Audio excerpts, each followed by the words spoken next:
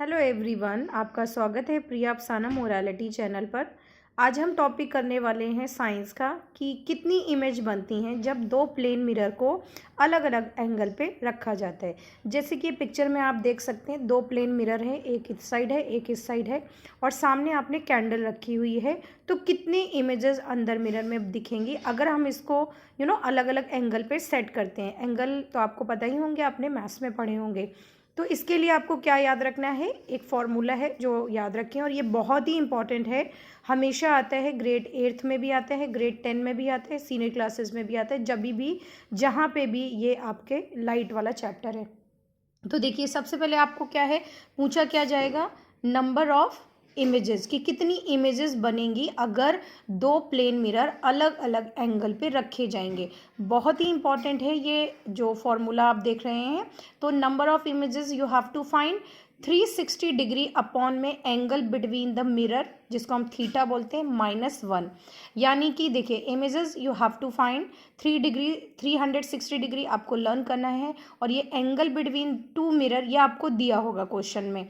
अब अगर आप इसको डिवाइड करते हैं, जो भी आंसर आता है उसको -1 से क्या करेंगे, लेस कर देंगे। तो जैसे यहाँ पे कुछ एग्जाम्पल आप देख सकते हैं। एंगल बिटवीन द मिरर, दो मिरर को 90 डिग्री के एंगल पे रखा गया है, तो आपको वही फॉर्मूला लगाना है। एन आपको फाइंड करना है, इमेजेस फाइंड करनी है। तो 360 डिग्री अपॉन में 90, क्योंकि 90 के एंगल पे रखे हुए हैं ना, तो आपको 90 अपॉन में रखना है। तो आप 0 से 0 हटा देंगे तो क्या बचा, 9 और 36। तो 9 4 जा 36 या 19 4 जा 360।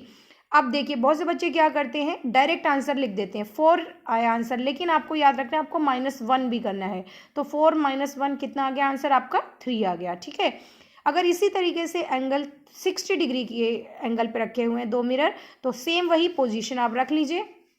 360 डिग्री प्लस अपॉन में 60 डिग्री डिवाइडेड बाय, तो आप डिवाइड करेंगे तो 6 का टेबल पढ़ेंगे तो कितनी बार जाएगा, 6 बार जाएगा। ठीक है, 60 6 जा 360, या 0 से 0 आप कट कर दें तो 6 बचा, 6 6 जा 36। अब 6 में 1 माइनस करेंगे तो आंसर क्या आ गया, 5। यानी कि जब टू प्लेन मिरर को 60 डिग्री के एंगल पे रखेंगे तो कितनी इमेजेस बनेंगी, 5 बनेंगी।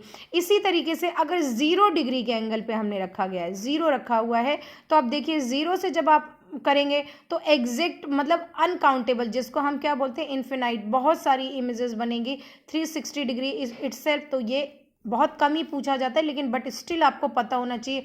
इसी तरीके से अगर वो 40 डिग्री पूछते हैं, 120, कोई भी एंगल आपको देते हैं, आपको क्या करना है, 360 डिग्री अपॉन में गिवन एंगल -1 कर दें। ठीक है, ये आपका आंसर आ जाएगा।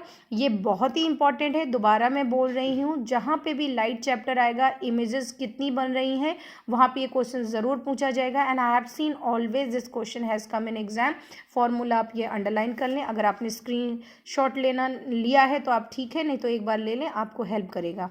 ठीक है, और अपने खुद के जब भी चैप्टर रीड करते हैं अंडरलाइन करना सीखें, इंपॉर्टेंट पॉइंट, ये आपको हेल्प करेंगे। जैसे कि मैं हूँ, अगर मैं कभी भी एक्सप्लेन करती हूँ अपनी कोचिंग में कुछ भी, तो मैं हमेशा पेंसिल का यूज़ करती हूँ ना, I use to explain them with the help of pencil, और अंडरलाइन ज़रूर करवाती हूँ। ये आपको हमेशा एग्जाम के टाइम में हेल्प करेगा।